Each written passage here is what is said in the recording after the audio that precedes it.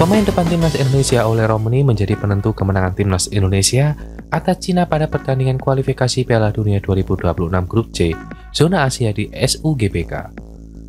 Ia mencetak gol dari titik penalti menit ke-45. Ole Romani mengatakan sempat melihat ke arah ibunya sebelum mengeksekusi penalti. Penalti tersebut didapat Indonesia pada menit ke-40 setelah Ricky Kambuaya dijatuhkan pemain Cina di kotak terlarang. Sebelum memutuskan memberikan penalti untuk Indonesia, wasit Rustam Lutfulin melakukan tunjukan VAR. Ole Romani mengaku sempat memikirkan ibunya dalam momen itu. Saat kami melihat wasit pergi ke layar VAR, kami tahu kebanyakan itu akan menjadi penalti. Itu lucu karena saya melihat ibu saya dan saya tahu ibu saya sangat gugup di momen seperti itu. Jadi saya sempat memikirkan ibu saya, kata Ole. Dia ada di tribun untuk pertama kalinya. Jadi saya berpikir untuk melakukannya, mungkin biasanya tidak ada atau akan setuju.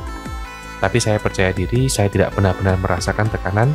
Tentu itu momen besar dan juga penalti terbesar dalam karir saya, kata pemain Oxford itu. Dengan gol sematawayangnya ke gawang Cina tersebut, maka total Ole telah mencetak 3 gol dari 3 penampilannya bersama timnas Indonesia.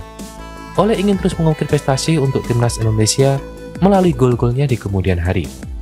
Ya tentu, saya sangat senang bisa mencetak gol lagi dalam membantu tim. Itu yang paling penting, target selanjutnya adalah Jepang, ujar Ole. Kami ingin memenangi setiap pertandingan, itu pertandingan berikutnya, jadi saya sangat bersemangat. Kami semua bisa menangkan pertandingan yang berbeda, kata dia lagi.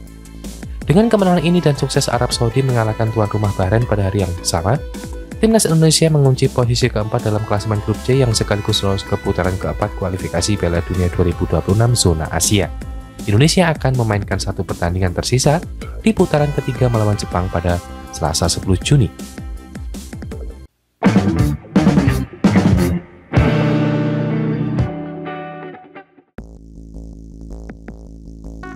Debut Emil Audero berujung manis dengan timnas Indonesia melibas Cina 1-0 dan penampilannya dibicarakan sampai Italia.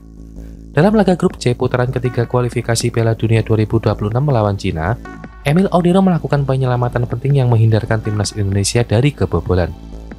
Audero mentas sebagai starter dalam partai timnas Indonesia versus Cina di Stadion Utama Gelora Bung Karno. Aksi heroik ex-kiper Juventus, Sampdoria, dan Inter Milan itu muncul di awal babak kedua. Pada menit ke-47, Emil Audero secara heroik menyetop tembakan dari Wang Yudong. Audero sigap menyongsong bola yang melesat ke arah kirinya, menyusul sebuah situasi tendangan penjuru. Aksi Emil Audero menjadi unggulan 1-0 untuk timnas Indonesia atas Cina. Timnas Indonesia akhirnya menutup laga melawan Cina dengan skor 1-0 berkat gol penalti oleh Romani pada menit ke-45. Dari media Italia menyebutkan sebuah artikel juga tentang debut Audero bersama timnas. Tentunya tentang keberuntungan Audero, media itu juga menyoroti kualitas sang kiper berpostur 192 cm. Tinggi badannya, kemampuan refleksnya, dan kecepakatannya dalam membaca permainan menjadikannya kiper yang sangat berharga. Para supporter Indonesia berharap Audero bisa berkontribusi dalam meraih kemenangan bersejarah, tulisnya. Sementara itu, media lain juga menyoroti aksi eks-pujaan Sampdoria tersebut. Mantan kiper Sampdoria, Emil Audero, jalani debut positif bersama timnas Indonesia. Demikian bunyi judulnya. Debut di tim nasional senior akhirnya tiba bagi Emil Audero. Tanggal 5 Juni 2025 akan menjadi hari yang tak terlupakan baginya. Setelah menjalani proses panjang bersama Azzurri, kesempatan justru datang dari Indonesia. Lebesnya, melansir statistik dari SofaScore, sepanjang duel melawan Cina, Emil Audero mencatatkan satu penyelamatan krusial, 32 sentuhan serta 20 umpan dengan akurasi 60%. Emil Audero mencatat debutnya bersama timnas Indonesia dalam laga kualifikasi Piala Dunia melawan Cina yang dimenangkan dengan skor 1-0. Kiper yang kini membela Palermo dengan status pinjaman hingga 30 Juni itu dipercaya tampil sebagai starter dan berhasil mencatatkan clean sheet, tulis media-media dari Italia.